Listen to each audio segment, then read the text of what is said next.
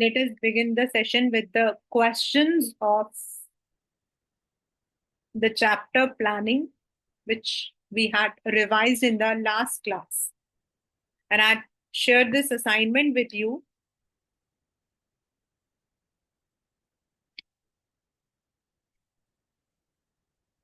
The first question in the assignment was identify and explain the steps of planning referred here. तो मैंने उस दिन आपको बताया था कि in the chapter planning you have first of all the steps, then its importance, limitations, then the types of plans, and of course, based on them, we have the characteristics. तो यही क्वेश्चन है और ये आपके पास answer already है. तो अब आप देख सकते हो कि इनमें से आपके जो है कौन से स्टेप्स हैं, right?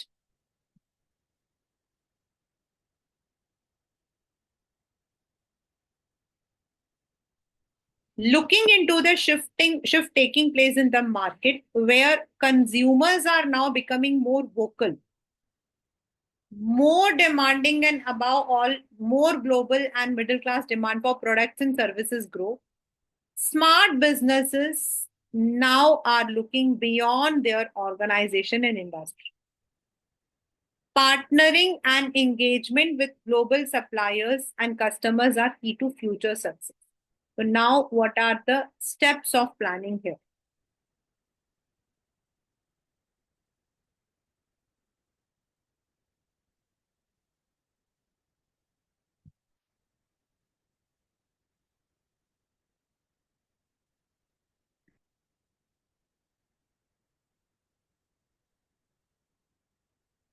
The first step here is looking into the shift taking place. यानी कि जब आपको पता लग रहा है कि this is the area where we need to focus, हम फोरकास्ट कर रहे हैं, तो we are establishing the planning standards.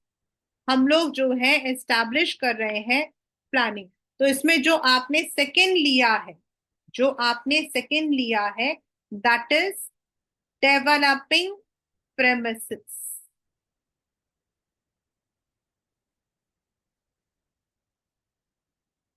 यानी looking at the current demand, हम सारे ऑल्टरनेटिव्स को, क्योंकि now people are becoming more vocal, more demanding, इनको देखते हुए हम लोग अपने प्रेमिसेस यानी कि ऑल्टरनेटिव्स को सर्च कर रहे हैं. देन नेक्स्ट इसका है सेलेक्टिंग द बेस्ट ऑल्टरनेटिव. कैसे? They are partnering and engaging with global suppliers for future. तो उन्होंने जो है बेस्ट जो उनको लगा है उसको उन्होंने सेलेक्ट किया है.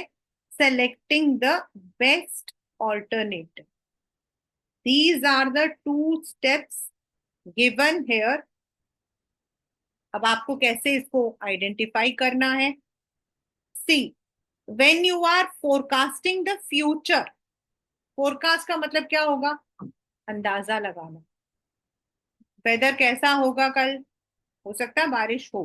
फोरकास्ट कैसे फोरकास्ट किया था आपने? बादल थे, आसमान में बादल थे.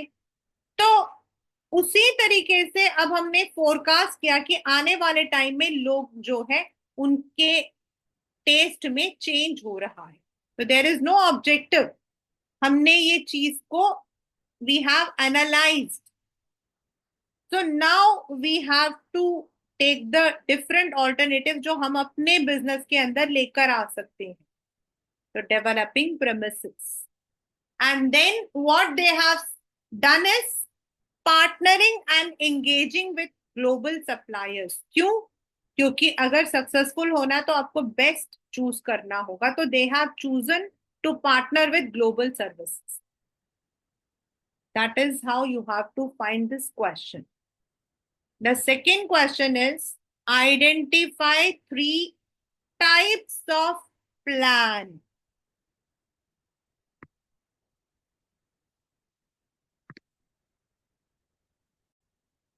Now, Sharma Communications are in the business of stationery, photocopy, and courier service. They want to increase their revenue. Yani, this is their objective. उनका ऑब्जेक्टिव है to increase revenue by 20% because it is given in the numerical form and it is given कि आने वाले के लिए वो क्या सोच रहे हैं. For this, they plan to take various measures.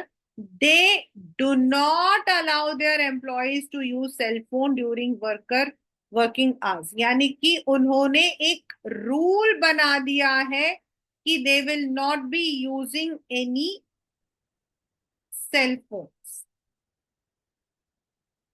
And third is, in order to avoid bad debts, यानी कि लोग जो है पैसा दिए बिना चले जाते हैं, they decide to sell only on cash basis.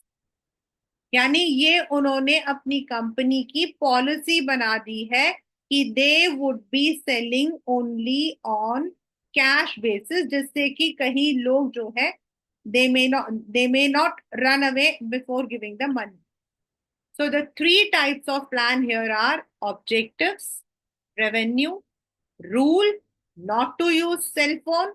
Rule क्या कहता है? What to do, what not to do. And policy, a broad guideline for the future. तो उन्होंने सोचा है only selling. The next question says, identify the limitations of planning. Steps वाला मैंने करवा दिया. Types of plan, अब limitations.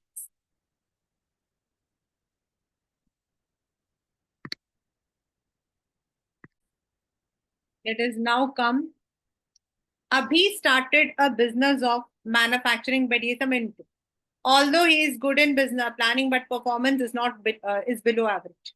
He analyzed and noticed some fact. Once the plan is made, the managers follow them blindly. यानी कि they are rigid. Employees are only carrying out orders and do not show any initiative. Reduce creativity. Sanjay, his manager, has a tendency to rely on previous tested successful plan. It does not guarantee success. और ये आपके तीनों जो है ना NCERT के words हैं.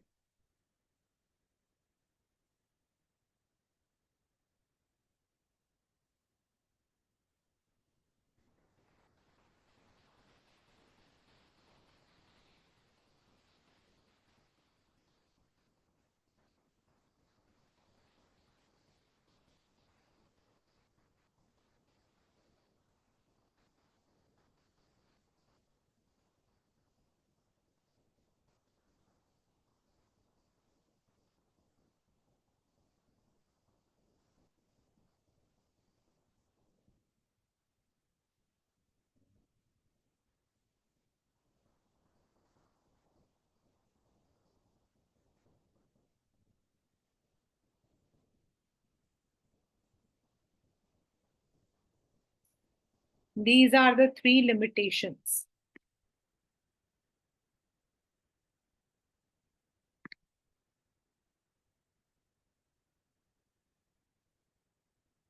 Now the last is importances of planning.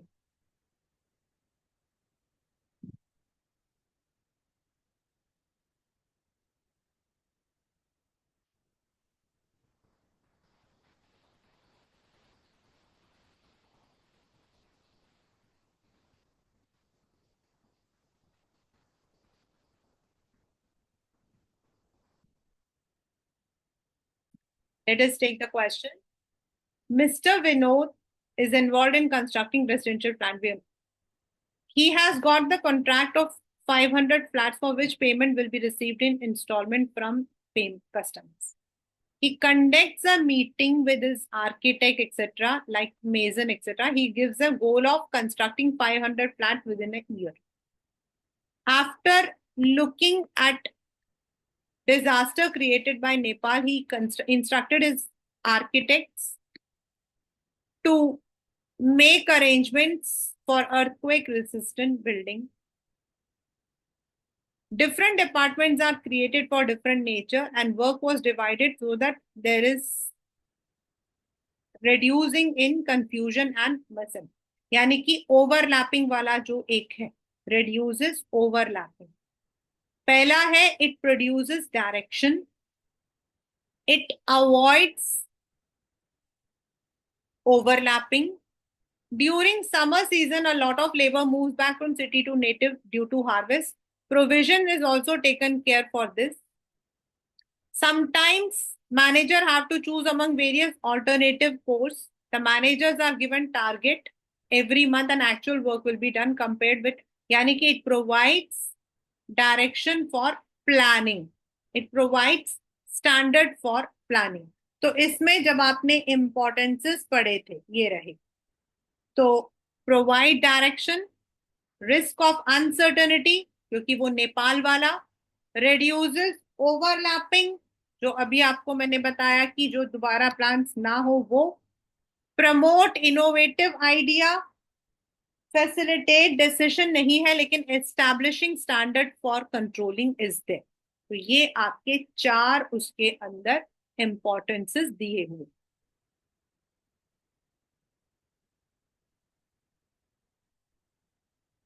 When you are doing any kind of what you call as the questions, when you are practicing, keep your notes in front of you. Practice जब करो, test नहीं, जब आप practice करते हो, and then see what is the line given. जैसे इसके अंदर था, मैंने वही क्वेश्चंस लिए जो मैंने ऊपर आपको करवाए हैं सीधा कि कैसे क्वेश्चंस आते हैं, and you have to keep it in front of you and you can find out what are the words that get matched.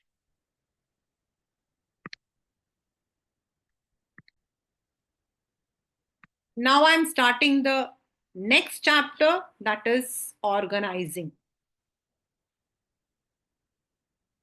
इससे पहले हमें सारे चैप्टर्स को जब हम करते हैं ना, तो we have to interlink with them with each other. हमें सारे चैप्टर्स को एक दूसरे से लिंक करना पड़ेगा. तो प्लानिंग वाज द प्राइमरी यानी कि फर्स्ट फंक्शन. आप प्राइमरीली नहीं करते हो, primarily if you are not planning तो आप बाकी स्टेप्स कर नहीं सकते हो. So that is why it is called as the first step. अब plan is a mental exercise. अभी जो हमने सारे प्लान्स को डिस्कस किया था कि ऑब्जेक्टिव्स क्या है, स्ट्रेटजी क्या है, पॉलिसी क्या है, प्रोसीजर क्या है, बट ये सब हमारे जो है they are only in the records. They are a mental exercise, they have not been implemented. और इसके लिए जब हम इंप्लीमेंट करते हैं तो we have the second function which says organizing. यानी ऊपर आप पढ़ेंगे डेफिनेशन को, a process that initiates implementation of plan. उसे कैसे इंप्लीमेंट करेंगे? पहले जॉब को क्लैरिफाई करेंगे क्योंकि प्लान किया है, ऑब्जेक्टिव अचीव करना है. तो ऑब्जेक्टिव अचीव करने के लिए हमें सामान को, लोगों को कुछ जगह बताना पड़ेगा उनके लिए कि भाई this is the plan, you are going to handle this, you are going to handle this. यानी कि पहले हम काम को डिवाइड करेंगे, फिर उसके बाद कौन उस काम को देखेगा ये हम क्लैरिफाई करेंगे, उनके नीचे कौन काम करेगा, what will be the relationship, इसको एस्टैब्लिश करेंगे. यानी कि जितना हमारा काम है, the work, functions and people, इनको हम कोऑर्डिनेट कर रहे हैं. तो जो प्लान किया है हमने उसको अब हमें प्रैक्टिकली इंप्लीमेंट करना है. तो फर्स्ट क्वेश्चन हमारा इस वाले चैप्टर से हो सकता है द स्टेप्स, और यहां स्टेप्स की जगह class 12 you may have the word process. You may have the word process. तो the very first is identification and division of work. यानी कि first we have to identify, plan तो हमने किया, अचीव दिस मच टारगेट, ये हमारा strategy रहेगा this, लेकिन हाउ? तो पहले हम देखेंगे कि हमारे कंपनी के अंदर what are the work to be done. Then in the similar nature जो काम है उनको हम जो है पहले लेंगे और उनको डिवाइड करेंगे, उन सबको एक एक कर देंगे। पहले डिवाइड करेंगे तो पता लगेगा ये सारा काम प्रोडक्शन के अंदर आ रहा है, ये सारा काम सेल्स के अंदर आ रहा है। तो पहले हम आइडेंटिफाई करके उन्हें डिवाइड करेंगे। अब वो जो डिवाइड किया है हमने काम को, उनको हम एक डिपार्टमेंट के अंडर डाल रहे हैं, एक नेम दे रहे हैं हम उसको। यानी जितना काम आपका रॉ मटेरियल, उसको चेंज करना, पैक करना, ये सारा हमारा प्रोडक्शन के अंदर आएगा। मार्केट में ले जाकर उन्हें बेचना सेल्स के अंदर आएगा। उसके लिए जो पैसा लेकर आना है, प्रोक्यूर करना, वो फाइनेंस के अंडर आएगा। तो हम उसको अब एक नेम दे देंगे जिसको हम बोलते हैं डिपार्टमेंटलाइजेशन। और उस डिपार्टमेंट को कौन हैंडल करेगा, ये हम जो है वी विल डिसाइड। उनको हम ड्यूटीज असाइन करेंगे। फिर उनके नीचे कैसा हिरार्की रहेगा, how many people will work, what will be their duties, वो, एंड कौन किसको रिपोर्ट करेगा, कौन अकाउंटेबल है, कौन रिस्पॉन्सिबल है, ये वाला जो हिरार्की है इसको हम एस्टैब्लिश करेंगे। तो दीज आर द स्टेप्स और process of organizing. Now why do we need organizing, जो हमारा सेकेंड क्वेश्चन आएगा वो है why we need it. The very first is, अगर हम ऑर्गेनाइज करते हैं, लाइक हमने डिपार्टमेंट बना दिए, तो हर डिपार्टमेंट अपनी स्पेशलिटी को, अपने एक्सपर्ट काम को अच्छे से करेगा। जो प्रोडक्शन वाला वो प्रोडक्शन करेगा, जो आईटी वाला वो आईटी को देखेगा। यानी कि उसमें जो स्पेशलिटी है, उसमें जो उनको काम करना है, they would do that. The workers employees have the clarity, कौन कहाँ काम कर रहा है, कैसा काम करना है, किसके नीचे काम करना है, who is accountable, responsible. When you have divided the work, the resources will be used in the proper manner. Resources means finances, resources means people, resources means आपका सारा material, everything.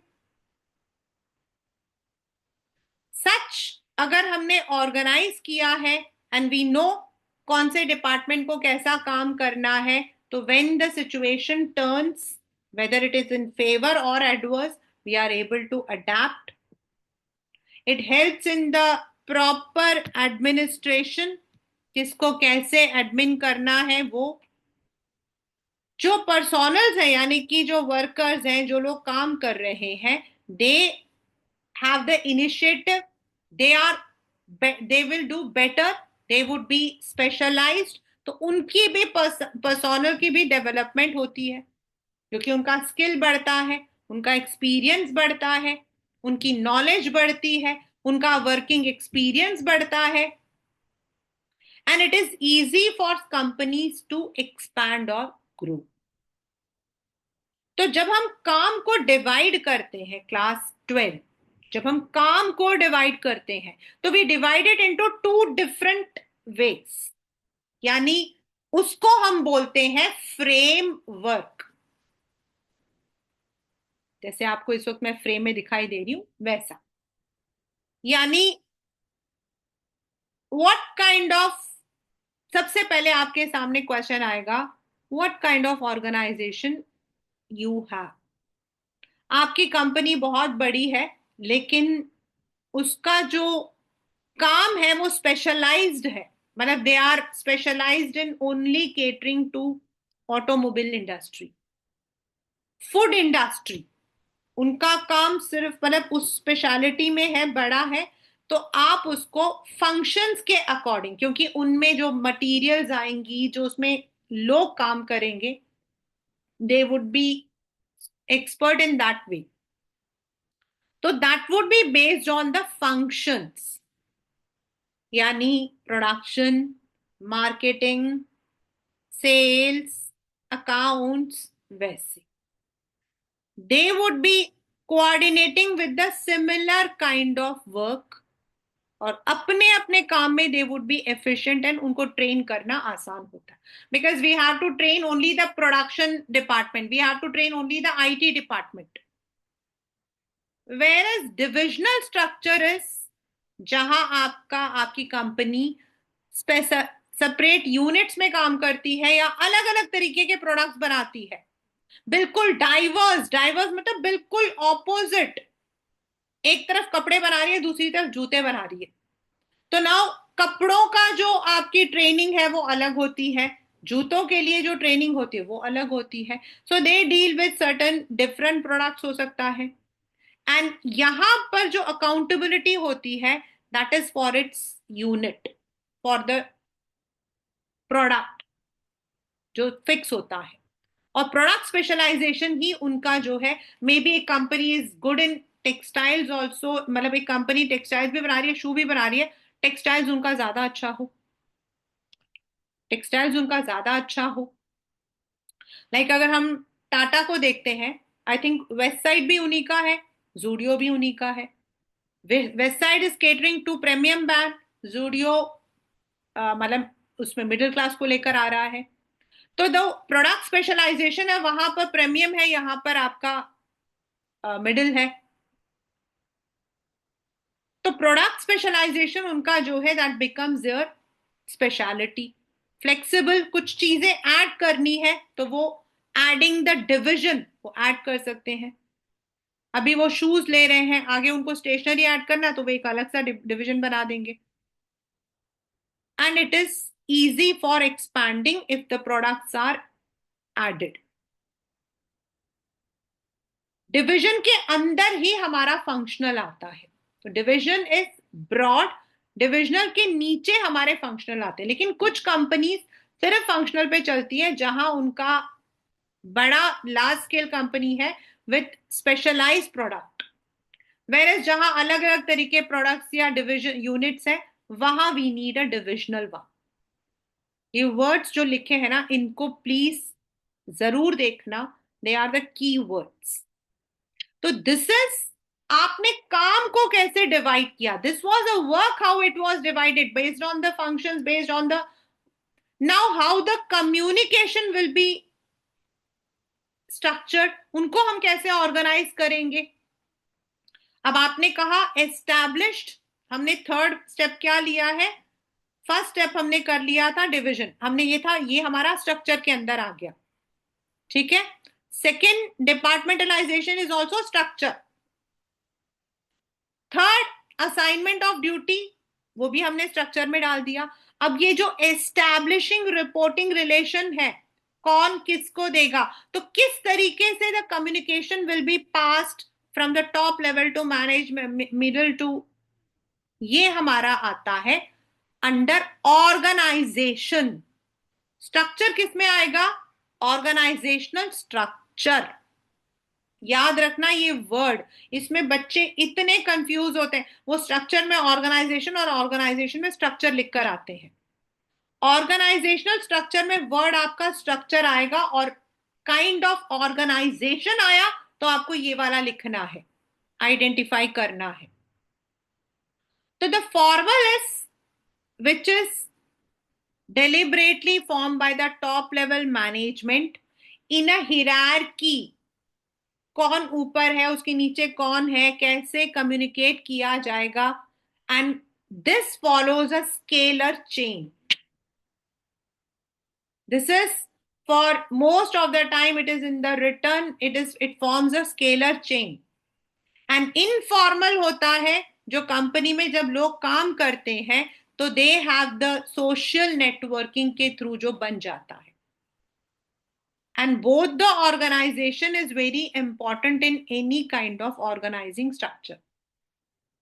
अब यहां हमने देखा एस्टैब्लिशिंग रिपोर्टिंग रिलेशन। तो जब हम reporting relation कह रहे हैं, तो what is that reporting relation, वो है ऊपर कौन काम करेगा, उसके नीचे कौन काम करेगा, ऊपर वाले का क्या मेन एरिया है, उसके नीचे जो काम कर रहा है, what are the work that person has to do.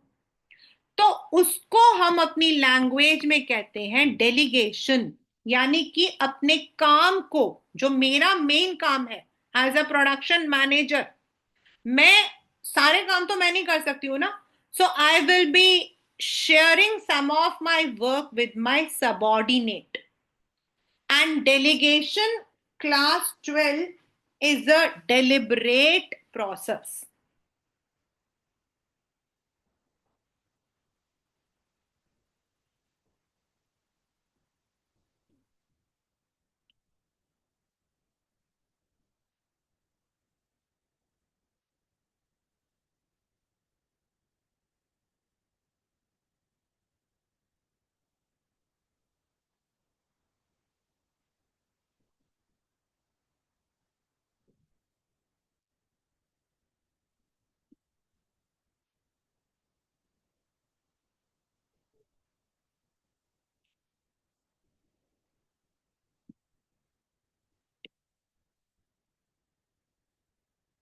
Delegation is a deliberate process. मतलब उसे मैनेजर को करना ही होता है। No manager can do all the work himself. तो जो आपके मिडिल लेवल मैनेजर्स होते हैं, they share their work responsibility with their immediate subordinates. और डेलीगेशन के आपके 3 एलिमेंट्स होते हैं। आपके इस वाले चैप्टर में एलिमेंट्स है, मार्केटिंग में एलिमेंट्स आएंगे। एलिमेंट मतलब delegation is consisting of 3 things. पहला, अथॉरिटी। जो मैनेजर है, he is authorise to command his subordinate. उसको अथॉरिटी है कि वो अपने नीचे वाले को काम दे। रेस्पॉन्सिबिलिटी, उस काम को कौन करेगा। याद रखिए, द हिंदी वर्ड इज करेगा। Who is going to do that work? Who is going to do that work? And accountability is the outcome of the work. अगर वो काम गलत हुआ तो उसका जवाबदारी कौन होगा। Responsibility is to do the work, but accountability is answering back. Responsibility माने कि अकाउंटेबल लेना, जवाबदारी बनना। और यहां आपके पेपर में आता है, delegation does not mean abdication of duties. यानी कि आप, manager cannot say that he is not responsible for the work which has been done by somebody else. This is because delegation can be taken and redelegated. अगर उसको लगता है कि उसके नीचे वाला जो है वो काम नहीं कर रहा, तो वो उससे वो काम लेकर किसी और को दे सकता है। उसके पास इतनी अथॉरिटी है, he has the authority. So delegation can be redelegated. It is not abdication of duties. वो हाथ नहीं खड़ा कर सकता, मैं क्या करूं, उसने काम नहीं किया था। It can not be done. काम करवाना मिडिल लेवल मैनेजर की ड्यूटी है। और अगर उसको लगता है कि उसके नीचे सबॉर्डिनेट ने नहीं किया, या वो he is not doing it in the proper way, उसको फॉलो अप करना होता है। If he is not doing, then he can redelegate it to somebody else. तो इसमें 3 एलिमेंट्स होते हैं। अथॉरिटी, यानी कि जो मैनेजर है, he has the authority to command. Responsibility, जिसको दिया है कि भाई you are going to do this work. And accountability, the outcome of the work on time. Right? Last but not the least is decentralization.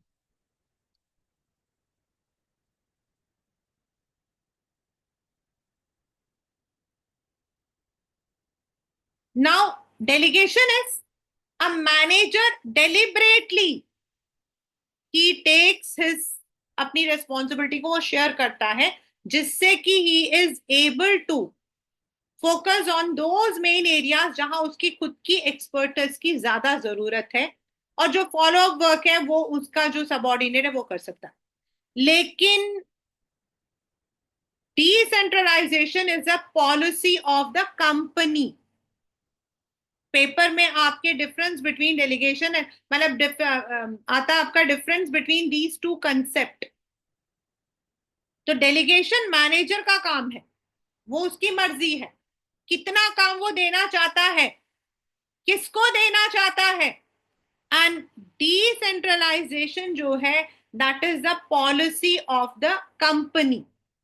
वो किसकी policy है? Company की policy है कि वो अपने कंपनी को, कंपनी में जो लोग काम कर रहे हैं उनको सारे काम करने देना चाहती है या नहीं। तो the company may have a centralised approach, यानी कि सारे के सारे जो डिसीशंस हैं they are taken by the top level, और जो नीचे काम करते हैं वो सिर्फ उसको फॉलो करते हैं। They have to work under the policy of the company. They cannot make any decisions, they cannot deviate, they have to rigidly follow it. Whereas decentralization के अंदर to the lowest level, company में top से hierarchy में नीचे तक हर एक की जिम्मेदारी फिक्स कर दी जाती है कि what is their responsibility, to what account they are accountable. और ये काम कौन करता है? कंपनी करती है। So decentralization is a policy of the company where the authority is fixed at all the levels for better participation and better outcome. And centralization होता है जहां the authority is with the top level and others have to just follow it. और delegation is distribution of the work by a manager to his immediate subordinates. Decentralisation पूरे organisation के लिए होता है, delegation अपना अपना मैनेजर अपने अपने यूनिट में करता। सो दैट इज हाउ काम को आइडेंटिफाई करके, डिपार्टमेंट बनाकर, असाइनमेंट्स ऑफ ड्यूटी देकर, establishing the reporting relation through organisation, through delegation and centralisation और decentralisation, the organising step is completed. That is the chapter organizing.